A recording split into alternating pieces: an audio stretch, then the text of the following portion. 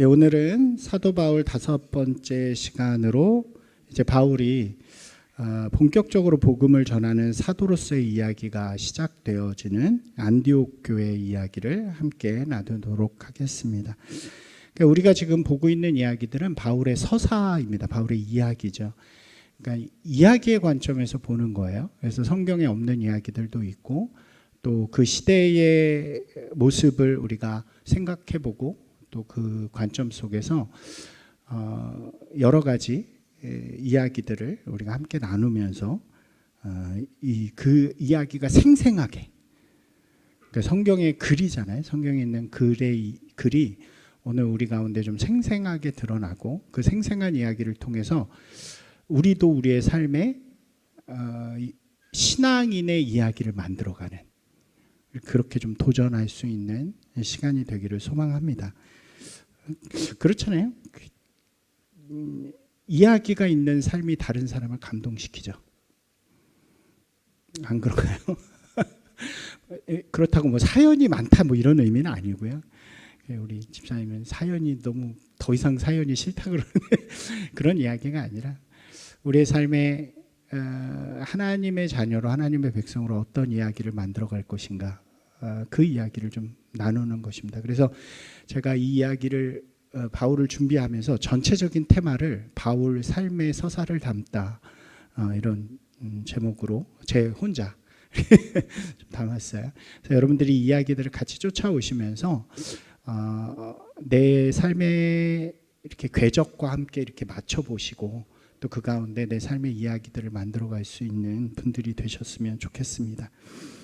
예수를 그리스도로 따르는 사람들을 잡아 죽이던 바울이 다메섹으로 가는 도중에 아주 특별한 경험을 하게 되죠.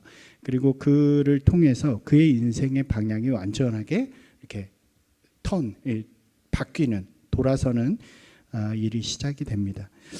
우리가 지난주에 본 것처럼 그렇다고 해서 그의 인생에 그의 삶에 특별한 일이 시작되었느냐? 그렇지 않았다고 말씀드렸죠. 무려 아라비아에서 3년, 그리고 다소로 돌아가서 10년이라는 시간 동안 특별한 일이 아무것도 일어나지 않은 세월, 아무런 의미 있는 일이 일어나지 않는 그 침묵의 시간을 보내게 됩니다. 하지만 그 시간이 가장 중요한 시간이라고 말씀을 드렸어요. 혹시 지난주에 못 오셔서 못 들으신 분들은 꼭 들으시기 바랍니다. 제가 자주 하지 않는 위로의 말씀이니까. 그렇게 13년 정도의 시간이 지나고 나서, 그러니까 한번 생각해 보셨으면 좋겠어요. 이야기라는 관점으로 생각해 본다면 그 시간이 바울에게 어땠을까요? 잘 나가던 20대에 정말 잘 나가던 청년이 주님을 만나고 무엇인가 해보려고 했지만 하나도 되지 않고 고향인 다소로 돌아가서 가장 찬란하고 빛나는 30대의 시절에 아무것도 안 하는 그 시간들, 좀 낭망할 수도 있고 억울할 수도 있었을 것 같아요. 그러나 한편으로 보면 그는 그 시간을 아주 잘 보낸 것 같습니다. 예수님을 배워가고 또 자신의 삶을 기대하면서 그 시간을 좀 잘 준비했던 것 같아요. 그렇게 그 시간이 지나고 10년이 지나는 때쯤에, 그래서 40대의 중년이 되었죠. 그 시간에 갑자기 한 소식이 들려오는 거예요. 어떤 사람이 우리 고향인 다소에 와서 나를 막 찾아다닌다는 거죠. 막 찾아다닌다는 이야기가 있습니다. 그래서 나를 왜 찾나 그래서 그 사람을 찾아가 봤더니 그 사람은 아주 오래전에 인연이 있었던 바나바라는 인물이었습니다. 성경에서는 이렇게 표현합니다. 한번 같이 읽어볼까요? 바나바는 사울을 찾으려고 다소로 이렇게 한 줄로 되어 있는데, 이게 이제 그 단어를 보면 이 찾다라는 단어가 그냥 이렇게 대충 찾는 걸 의미하는 게 아니라 잃어버린 걸 막 찾는, 간절하게 막 돌아다니면서 열정적으로 찾는, 수소문하는 그런 단어라고 그래요. 그러니까 이거를 좀 더 정확한 문장으로 쓰면 이런 거죠. 바나바가 다소까지 가서 바울을 애타게 찾았다. 그죠? 이 바나바는 당시에 이 다소로부터 남쪽으로 한 130km 정도 떨어진 안디옥이라는 교회 지역에서 교회를 섬기고 있는 목회자였습니다. 그 교회가 잘 성장하고 또 사람들이 많아지니까 바나바가 도움이 필요했던 것 같아요. 나 혼자는 안 되겠다. 그래서 옛날의 인연을 기억해서 바울을 찾아가게 된 거죠. 바울은 자신을 찾아온 바나바를 만나고 그에게 이런저런 이야기를 듣게 되고 함께 안디옥으로 오게 됩니다. 그리고 그곳에서 드디어 사명자로서의 삶이 시작이 되어지는 거죠. 우리가 이렇게 성경엔 되게 압축해 놓았지만 그의 그 프롤로그 같은 그의 삶의 전편을 본 거예요. 이전까지. 이제부터 본격적인 장이 시작이 되는 거죠. 사명장으로서. 이 안디옥에 도착한 그는 그곳에서 자신의 인생 속에서 전혀 경험해 보지도 못했고 생각해 보지도 않았던 광경을 마주치게 됩니다. 그게 뭘까요? 이게 뭐냐면 이 유대인이 아닌 사람들, 이방인이죠, 외국인이죠. 이런 사람들이 자신들이 하나님의 백성이라고 이야기하면서 하나님을 아버지라고 부르고 예배하는 광경이에요. 이거는 바울이 이때까지 생각해 본 적이 없는, 상상할 수 없는 일이었거든요. 이 안디옥 교회가 어떤 교회였길래 이런 모습을 보일 수 있었을까? 오늘 그 얘기를 좀 먼저 해봤으면 좋겠습니다. 안디옥 교회의 이 별명과도 같은 타이틀이 있는데 그게 뭐냐면 최초의 이방인 교회라는 것입니다. 실제적으로 기독교 교회의 모습을 가진 가장 첫 번째 교회가 바로 안디옥에 있는 교회였습니다. 물론 당시에 예루살렘에 교회가 있었어요. 그러니까 베드로와 야고보와 같은 사람들, 사도들이 있던 그 교회가 있었는데 당시에 기록을 찾아보니까 그때까지만 해도 초기 때만 해도 이게 완전히 분리되어진 형태가 아닌, 그래서 유대교 안에서 예수를 따르는 사람들이 생겨난 정도. 그래서 사람들이 간혹 이렇게 불렀다 그래요. 예수파 유대교. 이해가 되시죠? 그러니까 처음에는 그런 형태였고 또 그 교회의 구성원들은 모두 다 누구예요? 유대인들이죠.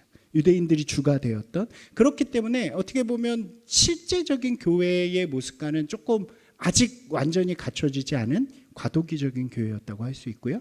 이제 그 위에 처음 생긴 안디옥 교회가 바로 기독교의 교회의 가장 첫 번째 모습이었다라고 이야기할 수 있는 거죠. 예수님께서 제자들에게 마지막으로 전한 사명이 있잖아요. 명령이. 그게 뭐죠? 우리 친구들 잘 알죠? 너희는 어디로 가서? 예루살렘을 떠나 유대와 사마리아와 땅끝까지 이르러 복음을 전하라. 이게 예수님의 마지막 명령이었잖아요. 그리고 오순절에 성령이 임하고 예루살렘에 수많은 사람들이 예수님을 믿기 시작합니다. 그리고 따르기 시작해요. 그런데 문제는 뭐냐면 이 유대 그리스도인들이 자기네 지역을 떠나는 것을 잘 못하는, 우리도 마찬가지죠. 우리가 살아왔던 터전을 잘 떠날 수 있나요? 이게 교회 오래 다니신 분들은 교회 때문에 못 떠나기도 하고 그러더라고요. 그게 어렵고 거기다 이방 땅, 이 사람들은 민족주의자들이었기 때문에 이방 지역에 가서 복음을 전해 이게 잘 상상이 안 되는 거예요. 그러다 보니까 어떻게 되냐면 믿는 사람들이 예루살렘에만 바글바글 모여 있습니다. 어떨까요? 이게 눈꼴 시려운 사람들이 있죠. 당시 유대 종교 지도자들은 이 예수를 따르는 사람들을 이제 사교, 이교로 생각하고 이들을 박해하기 시작하는 그런 일들이 예루살렘 안에서 막 벌어지게 되는 것입니다. 그래서 사도들이 잡혀가기도 하고 성도들이 굉장히 위협받는 상황이 이루어지죠. 여기에 아주 불을 붙이는 아주 핵심적인 사건이 하나 딱 생겨나는데 그게 우리가 예전에 잠깐 봤던 스데반의 죽음입니다. 스데반은 그 예루살렘 교회에서 뽑힌 7명의 대표, 7명의 그때는 집사라 그랬거든요. 7명의 대표 중에 한 명이었어요. 근데 길을 가다가 잡혀갑니다. 그리고 재판 끝에 돌에 맞아서 죽게 되죠. 그 돌 때리는 그 가장 앞에 누가 있었다고요? 이 사도 바울, 사울이 있었다고 말씀드렸잖아요. 그러니까 그 사건을 계기로 이제 예루살렘에 피바람이 부는 거예요. 예수님을 믿는다 그러면 끌고 가서 무조건 때려 죽이거나 막 괴롭히거나 막 이런 일들이 일어나게 되죠. 근데 그런 일들이 일어나면서 이게 아이러니하게도 이 기독교를 향한 박해가 기독교를 예루살렘으로부터 떠나게 만드는 일이 되는 거예요. 그러니까 박해가 막 있으니까 예루살렘에 아주 소수만 빼놓고 나머지 사람들이 예루살렘을 떠나서 세상으로 떠납니다. 각지로. 다른 주변의 나라들로 막 떠나는 일들이 일어나는 거예요. 사도행전 11장 19절을 한번 읽어보겠습니다. 같이 읽겠습니다. 스데반에게 가해진 박해 때문에 흩어진 사람들이 페니키아와 키프로스와 안디옥까지 가서 유대 사람들에게만 말씀을 전하였다. 그러니까 스데반의 죽음을 기점으로 해서 많은 박해가 일어나게 되고 예루살렘에 있던 많은 기독교인들이 그 박해를 피해서 다른 장소 페니키아로도 가고 키프로스로도 가고 안디옥으로도 가게 되었다는 거예요. 그런데 희한한 것은요, 이들이 박해를 받아서 떠나는 거잖아요. 여러분 한번 생각해 보세요. 예수님을 믿었어요. 이 좋지 않은 환경 속에서 예수님을 믿게 됐습니다. 그럼 그 신을 믿는 그 자리에 축복이 있어야 되는데 오히려 뭐가 생겼다는 거예요? 박해가 일어났어요. 큰 벽이 떨어졌어요. 넘을 수 없는 일들이 일어났어요. 그러면 사람들은 보통 낭망하기도 하고 원망하기도 하고 좌절하기도 하죠. 그런데 놀랍게도 이 사람들은 어떻게 했다고요? 가서 복음을 전했다는 거죠. 이것이 그들이 가진 신앙의 태도입니다. 이게 굉장히 중요한 거예요. 어떤 사람들은 이렇게 말하기도 합니다. 복음을 전하려 하라는 주님의 명령을 따르지 않고 예루살렘에 잔뜩 모여 있으니까 하나님이 뭘 줬다? 박해를 줘가지고 이들을 강제로 흩어뜨려 놨다. 이렇게 이야기하는 사람도 있어요. 우리의 삶에서도 비슷한 이야기들 많이 하죠. 하나님이 너에게 아픔을 주고 고난을 줬는데 그건 뭐냐면 네가 깨닫지 못하기 때문에 돌아오라는 거야. 너가 왜 사고 났는지 알아? 죄 져서 난 거야. 이런 말을 너무나도 쉽게 많이 하는 사람들이 있어요. 그런데 이것은 굉장히 위험한 이야기입니다. 여러분 기억하십시오. 하나님은 우리에게 일부러 고난을 주시는 분이 아닙니다. 일부러 어려움을 주시는 분이 아니에요. 고난과 어려움은 세상 가운데 늘 있는 거예요. 왜 오는지도 몰라요. 물론 내가 잘못해서 올 때도 있지만 내가 잘못하지 않고 아무런 일이 없었는데도 우리 가운데 어려움의 시간이 찾아오고 내가 이길 수 없을 것 같은 큰 벽이 우리 앞에 놓여질 때가 있다고요. 그렇지 않던가요? 우리 많이 살아봐서 알잖아요. 그런 우리 친구들은 아직 잘 모르죠. 고난이 올 거예요. 여러분 근데요, 여기서 이야기하는 것은 뭐냐면 중요한 것은 그런 시간이 우리 가운데 찾아왔을 때 신앙인은 그 자리에, 고난의 자리에서 신앙의 애티튜드, 신앙적 태도를 갖는 사람들이라는 거죠. 무너지거나 낭망하거나 원망하는 인생을 사는 것이 아니라 그 시간 속에서도 자기를 지켜내고 그 큰 벽에 가로막을 때 눈을 돌려서 하늘을 바라보고 옆을 바라봐서 다른 쪽으로 가면 되잖아요. 그렇게 지치고 넘어지는 것이 아니라 그 안에서도 가장 좋은 신앙의 선택을 할 수 있는 것, 그것이 바로 신앙의 애티튜드가 되는 거죠. 그리고 하나님께서는 그 우리의 신앙의 선택을 보고 하나님의 역사를 이어가시는 것입니다. 오늘 이 사람들처럼요. 고난을 피해서 도망가는 그 자리에서 복음을 전하고 그 복음이 예수 그리스도의 명령에 따라 온 세상에 전해지는 그런 결과를 가지게 되는 것입니다. 여러분 기억하십시오. 하나님은 우리에게 고난과 아픔을 일부러 주시는 분이 아니에요. 신앙은 우리에게 찾아온 그 고난과 어려움을 하나님이 주셨다고 인정하는 게 아닙니다. 인생의 자리에서 누구에게나 찾아오는 고난의 자리에서 세상과 다른 선택을 하는 사람들, 그것이 바로 우리 성도라는 거죠. 그리고 그러한 신앙의 선택은 새로운 세상을 여는 열쇠가 되기도 하는 것입니다. 우리의 삶의 이야기를 만드는 첫 번째 열쇠가 바로 이거예요. 한번 같이 읽어볼까요? 별로 없으시니까 크게 읽으셔야 돼요. 시작. 이렇게 흙 아래에서 보이지 않는데 꿈틀꿈틀하면서 자신의 신앙의 역사를 막 이렇게 막 싹 틔우는 일은 오늘 내 삶의 자리에서 신앙의 태도를 갖는 것입니다. 여러분 이거 기억하는 분들이 되시길 주님의 이름으로 축원합니다. 예루살렘을 떠난 성도들의 모습이 바로 그랬죠. 이들은 박해라는 큰 벽을 만납니다. 그 벽을 피해서 다른 길로 가요. 어떤 이는 페니키아로, 어떤 이는 키프로스로. 옛날에 구브로라 그랬어요. 키프로스는. 또 어떤 이는 오늘의 무대인 안디옥으로 떠납니다. 그리고 그곳에서 복음을 전해요. 우리 아까 읽었던 말씀을 다시 한번 보시면요, 여기 마지막에 제가 빨간 글씨로 되어 있는 게 뭐라고 되어 있어요?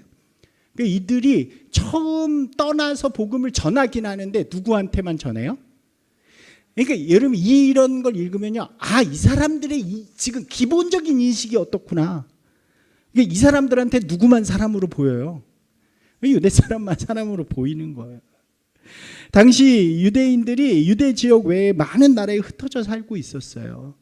이미 나라를 잃은 지가 너무 오래됐잖아요. 500년도 더 됐고, 그 지역이 너무 요새니까 여러 제국들의 약탈의 중심지가 되고 괴롭힘의 중심지가 됩니다. 그러다 보니까 유대 땅이 너무 힘들어요, 사는 게. 그래서 수많은 사람들이 유대 땅을 떠나서 좋은 도시들로 이주하기 시작했어요.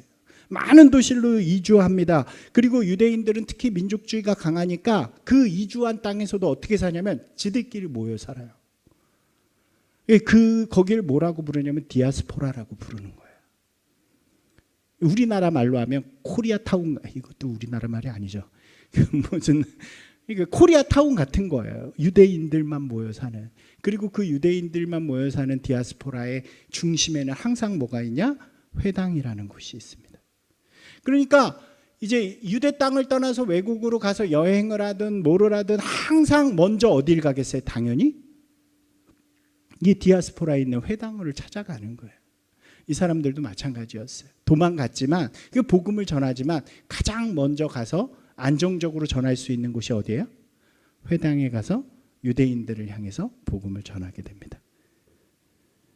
이때 참 기록을 보니까요, 놀라운 사실이 하나 있는데, 유대 지역에 사는 유대인들이 한 100만에서 200만 정도였다 그래요. 근데 그 로마 전 지역에, 도시에 디아스포라에 사는 유대인들이 얼마나 됐을까요? 이보다 2배가 많았다 그래요. 그러니까 얼마나 많은 사람들이, 그러니까 우리가 유태인 하면 온 세계에 살잖아요. 이때부터 아마 그런 훈련이 된 것 같아요. 그래서 이제 그 유대인들을 피해서 복음을, 아니 어디까지 했죠? 유대인들을 피해서 온 유대인들이, 온 사람들이 이 유대인을 향해서 복음을 전했다는 것이 굉장히 흥미로운 거죠. 근데 그 다음이 참 흥미로운 이야기가 이어져요. 우리 20절 21절 한번 읽어보겠습니다. 그런데 그들 가운데에 키프로스 사람과 구레네 사람 몇이 있었는데 그들은 안디옥에 이르러서 그리스 사람들에게도 말을 하여 주 예수를 전하였다. 이게 무슨 얘기냐면, 예루살렘을 떠난 사람들 중에서 어디 사람이 있었다고요? 키프로스와 구레네 사람이 있었던 거예요. 좀 이따 설명을 해드릴 건데, 이 사람들이 유대인에게만 복음을 전하는 게 아니라 누구한테 복음을 전해요? 그리스 사람에게 복음을 전했대요. 그러니까 유대인이 아닌 다른 사람에게 복음을 처음으로 전하기 시작합니다. 그리고 놀랍게도 그들이 복음에 반응했다는 거예요. 21절입니다. 주님의 손이 그들과 함께 하시니 수많은 사람들이 믿고 주님께, 이걸 좀 이해하시려면 성경에 나오는 유대인이라는 이름의 구성을 좀 아시는 게 좋아요. 아까 말씀드렸잖아요. 유대 지역에 사는 유대인들이 있어요. 이 사람들을 뭐라고 그러냐면 정통파 유대인이라고 합니다. 정통파예요. 이 사람들은 유대에서 태어나서 유대의 교육만 받고 유대의 신앙 안에서만 사는 사람들. 진골 이런 거죠. 그리고 또 어떤 사람이냐면 헬라파 유대인이라는 사람들이 있었어요. 이 사람들은 어떤 사람들이겠어요? 아까 말한 디아스포라로 이주해서 그곳에서 그리스식 교육을 받지만 그 안에 뭐가 있는, 유대교의 정통성을 가지고 있는 누구처럼, 지금 우리가 하는 바울처럼 그런 사람을 헬라파 유대인이라고 해요. 그리고 하나가 더 있는데 그건 뭐냐면 개종한 이방인들입니다.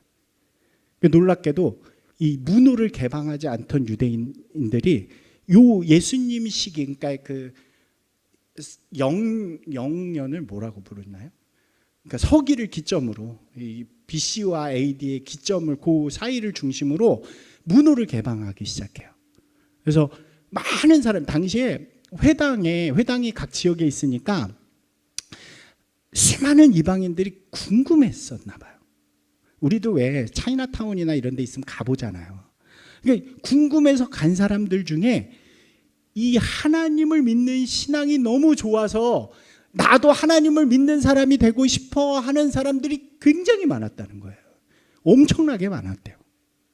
자, 한번 생각해 보세요. 왜 이 그리스 로마 사람들이 유대 신앙을 좋아했을까? 조금만 생각해 보면은 이제 답들이 나오는데, 이 사람들이 믿는 신은 어떤 신이에요? 인간 같은 신이고 인간보다 못한 신이죠. 그잖아요. 막 술 먹고 거짓말하고 싸우고. 근데 이들이 믿는 신은 어떠냐면 형체가 없어요. 말도 하면 안 돼. 하나님이라고 말하면 안 돼요. 이게 야훼 막 이런 말도 하면 안 되고 거룩하신 분이에요. 구별된 분이고 인간과 비교할 수 없는 그런 분이죠. 또 어떠냐면 성도들이 다르게 살아요. 그 로마 사람들은 그때 이제 로마 세계의 규율이나 도덕이 엄청나게 별로였잖아요. 그런 시대 속에서 이 사람들을 보니까 굉장히 절제하고 다른 사람을 사랑하고 우리 신앙을 지키려고 하는 그런 모습으로 살아가는 것이, 왜 우리도 그럴 때 있잖아요. 나는 막 사는데 뭔가 되게 이렇게 잘 이렇게 자기 자신을 잘 가꾸면서 사는 사람을 보면 궁금할 때가 있잖아요. 그랬던 것 같아요. 그럼 마지막으로 공동체적인 모습들이 그렇게 보기 좋았다 그래요. 그러니까 수많은 사람들이 여기로 모입니다. 그리고 막 믿게 해달라 그러는 거예요. 나도 유대교를 믿게 해달라고. 그래서 문호를 개방하는데 쉽게 개방을 해줬을까요? 아니죠. 어렵게 개방을 해요. 조건을 답니다. 첫 번째 볼까요? 하나님을 유일한 신으로 믿어라. 그 얘기는 뭐냐면 제우스고 또 뭐가 있니? 포세이돈이고 뭐 이런 거 다 갖다 버리고 오직 하나님만 믿어라. 또 뭐가 있을까요? 남자들은 할례를 행해라. 그 다음에 율법을 지키는데 그 율법에서 정결법과 음식법, 절기법을 꼭 지켜라. 정한 것과 부정한 것을 나누고 먹으면 되고 안 되고. 쉬워요, 어려워요? 어렵죠. 그러니까 여러분도 이렇게 여기 교회 들어오려면 이제부터 어떻게 할까요? 매일 밤마다 정성을 다해서 뭐 그런 거 있잖아요. 뭐 그런 거예요. 그래서 그럼에도 불구하고 개종을 한 사람들이 있어요. 그런 사람들은 뭘로 인정해 주냐? 헬라파 유대인이라고 인정을 해요. 이게 참 재밌는 거예요. 종교를 개종을 하면 이 사람한테 뭘 줘요? 국적을 줘요. 넌 이제 유대인이야. 왜냐하면 이게 민족주의라 그래요. 그런데 문제는 뭐냐면 이게 너무 어려우니까, 나는 하나님을 너무 믿고 싶고 하나님의 백성이 되고 싶은데 이거는 통과를 못한 거예요. 그런 사람들이 어디에 있었을까요?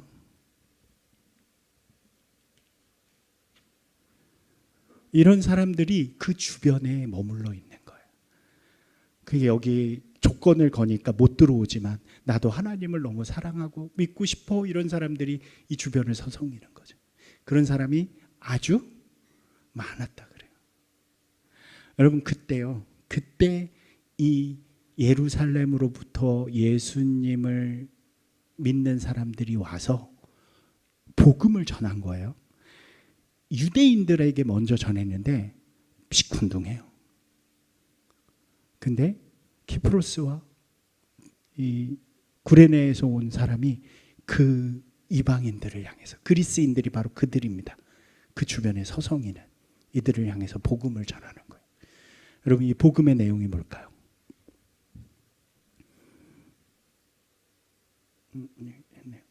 같이 한번 읽어볼까요? 누구든지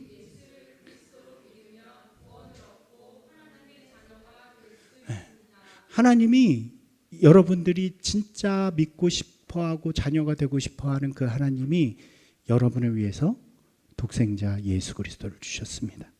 이제 누구든지 유대인이든지 헬라인이든지 남자든지 여자든지 노인이든지 아이든지 자격이 없다고 하는 죄인이든지 상관없이 오늘부터 예수를 그리스도라고 믿으면, 예수 그리스도의 언약을 여러분 가운데 담으면 할례도 필요 없고 음식법도 필요 없고 그런 거 다 안 해도 어떻게 돼요? 하나님을 누구라고 부를 수 있어요?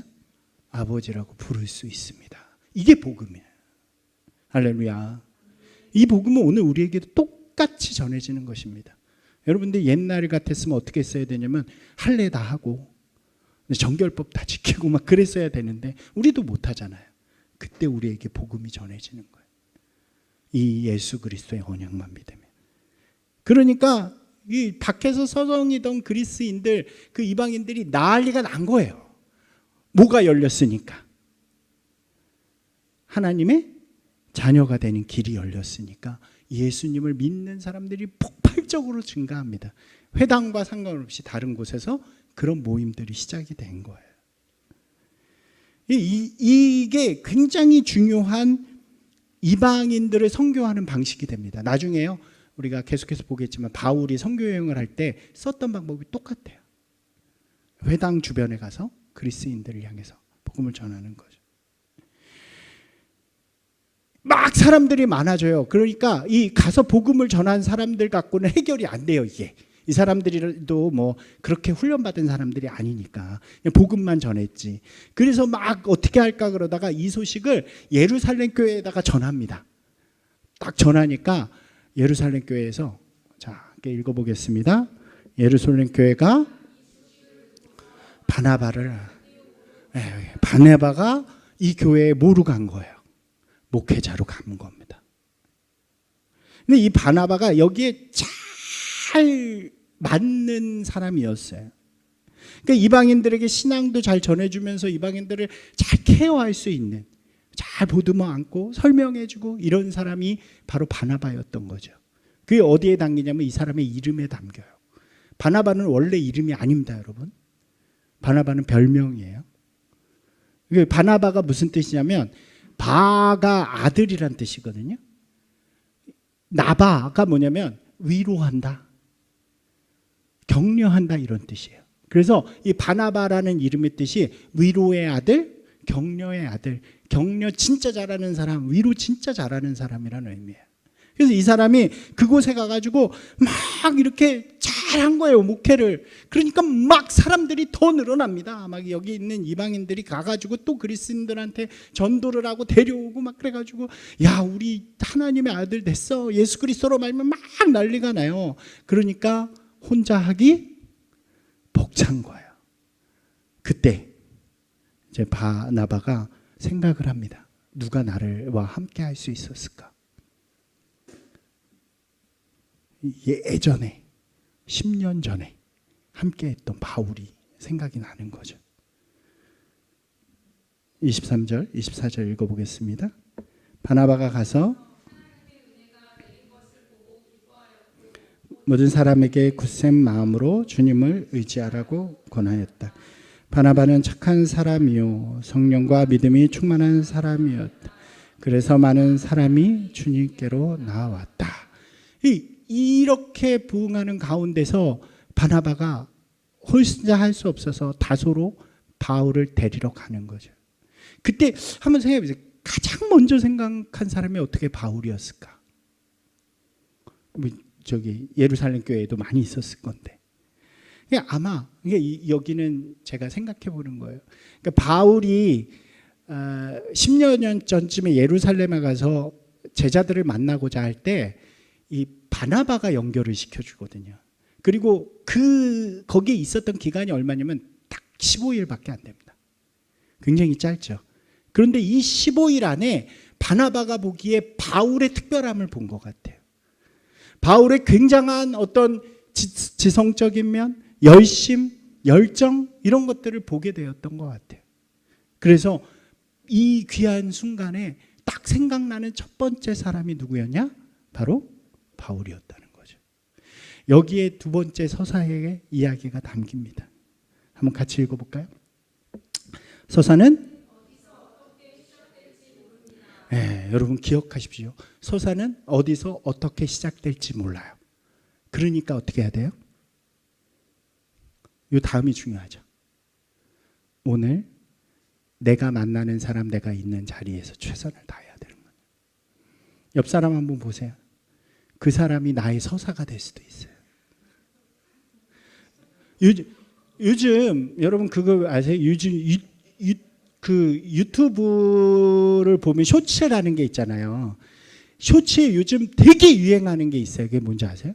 숏드라마라는 거예요. 그 유재석이 하는 놀면 뭐하니에서도 그런 걸 제작하고 막 이러는 걸 보여주던데, 그러니까 길지 않은 거예요. 한 편이 뭐 1분 뭐 이렇게 되는 건데, 이렇게 보다가 가끔 한 개 뭐 이렇게 볼 때가 있는데, 근데 되게 길어서 다 못 봐요.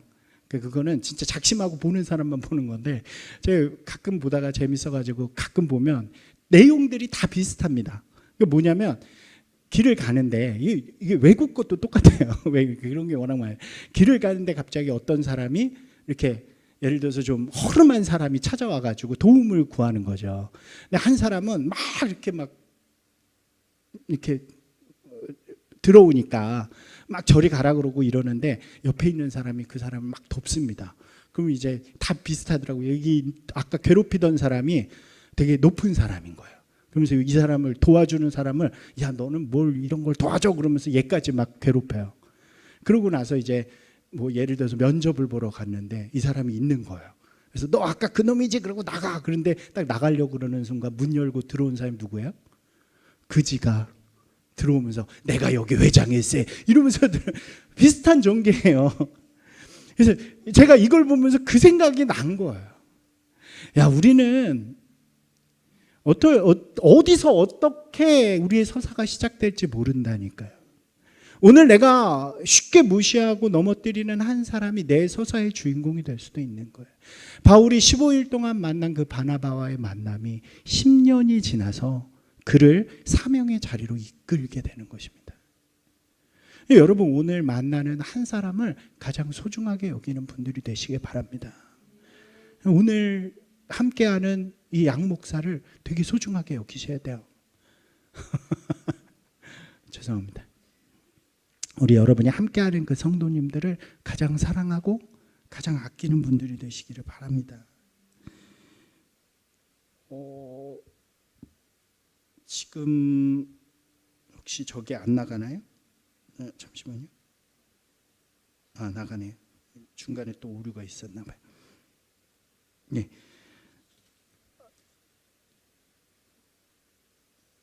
예, 두 번째가 이겁니다. 바울이 바나바의 초청을 따라 안디옥으로 오게 되고요. 이제 놀라운 광경을 보게 되었죠. 아까 말씀드린 대로 이방인들, 자격이 없다고 생각했던 이들이 하나님을 아버지라고 부르면서 예배하는 장면이에요. 이거는 아까 말씀드렸지만 할례도 받지 않고 율법도 지키지 않은 이들이 자유롭게 하나님을 아빠, 아버지라고 부르고 찬양하고 예수를 그리스도라고 부르는 장면은 바울의 인생에서 단 한 번도 생각해 보지 못한 거예요. 왜요? 바울은 그렇게 자랐으니까. 그가 다소라고 하는 헬라 도시에서 자랐지만 그의 내면에는요, 이 민족주의, 유대주의가 가득했잖아요. 그래서 오직 하나님의 백성이 될 수 있는 사람은 누구밖에 없어요? 유대인들. 그것도 완전한 유대인들밖에 없다고 생각한 사람입니다. 그리고 그것을 지키기 위해서 예수를 믿는 사람들까지 죽이던 사람이었고, 그가 예수를 만나기는 했고 변화되기는 했지만 그의 마음속에 이것은 변하지 않았어요. 쉽게 변하지 않죠. 그가 10년 동안 이 복음이 세상으로 전해라 그러는데 그게 가능할까? 이런 의문을 품었을지 모르겠어요. 그런데 그가 바나바의 손에 이끌려 안디옥 교회로 와서 그 광경을 실제로 딱 보는 순간 모든 담이 허물어지는 순간입니다. 자기를 맡고 있던 모든 담들이 허물어지고 그 허물어진 그 길을 향해서 복음이 세상 속으로 나아가게 되는 그런 시간이 되어지는 거죠. 그가요 후에 이렇게 고백을 해요. 사도행전 26장인데 한번 같이 읽어보겠습니다. 나는 잠시만요. 이거 이 바울이 주님이 나에게 해주셨다라고 고백하는 이야기예요. 그러니까 여기서 나는 누구예요? 예수님입니다. 바울이 아니라. 같이 읽겠습니다. 나는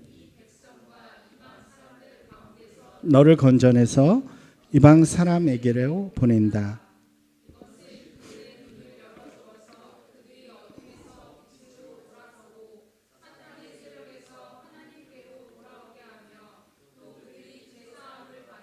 나에 대한 믿음으로. 네, 이게 예수님이 주님이 나에게 해주신 말로 바울이 고백하는 순간이에요. 이해가 되세요? 다르게 말하면 이런 것입니다. 바울은요 지금 주님이 나를 부르신 이유를 이 순간 발견하게 되는 거예요. 아, 나를 예루살렘이 아니라 다소에서 그리스 문화와 언어를 배우면서 자라나게 하신 이유가 여기 있었구나. 나를 율법과 성경을 열심히 공부하고 그것을 잘 설명하는 설교가로 만드신 이유가 여기 있었구나. 열정적인 뭐든지 실패를 두려워하지 않고 도전하고 아주 열정적으로 살아갈 수 있는 삶의 태도를 주신 이유가 여기 있었구나. 내가 로마 시민권을 가진 이유도 여기 있었구나. 바로 나를 통해서 이 일을 이루시려고 이방인들에게, 자격 없는 이들에게 복음을 전하게 하는 그 일을 나에게 맡기시려고. 여러분, 그게 하나님의 이야기가 내 마음 안에 서사로 들어오는 순간입니다. 바로 이게 세 번째 이야기예요. 한번 같이 읽어보겠습니다. 서사는 여러분, 이건요 부르심에 대한 응답이에요. 우리의 삶의 자리에요 어느 순간인가 그런 순간이 찾아옵니다. 이 이야기는 또 다음 주에 조금 더 할게요. 실제적인 이야기들을 통해서. 우리 삶을 살다가다 보면요 내 가슴을 뛰게 하는 어떤 순간이 찾아와요. 야, 내가 나를 이렇게 이 일을 하게 하시려고 나를 이 자리로 불러주셨구나. 여러분, 그것이 바로 부르심에 대한 응답이에요. 이건 뭐냐면, 서사는 어떻게 생기냐면 하나님의 부르심에 대한 나의 적극적인 응답을 통해서 이루어지는 거죠. 내가 이렇게 살겠습니다. 주님께서 부르신 그 자리에 내가 이대로 살아보겠습니다. 누군가를 위해서, 혹은 가족을 위해서, 다른 일을 위해서, 복음을 위해서, 교회를 위해서, 세상을 위해서, 평화와 가치를 위해서. 그 이야기가 나에게 담기는 순간 내 삶의 이야기가 시작이 되어지는 것이라고 할 수 있습니다. 바울의 이야기는 이렇게 시작이 돼요. 그리고 실제로 그는 이때부터 복음을 들고 이방 땅으로 가서 전하는 사명을 살다가 순교하는 그날까지 그렇게 살아가죠. 그의 삶의 이야기, 그 사명의 이야기는 이제 시작되는 것입니다. 사랑하는 여러분, 오늘 여러분들이 말씀 가운데 잘 이렇게 여러분의 삶을 들여다보셨으면 좋겠어요. 우리가 이야기했죠. 첫 번째가 뭐였는지 기억나세요? 기억나세요? 그죠? 우리 삶에 고난과 어려움이 찾아올 때 주님을 향한 우리의 태도가 우리의 서사를 싹 틔운다고 말씀드렸어요. 두 번째는 뭐였죠?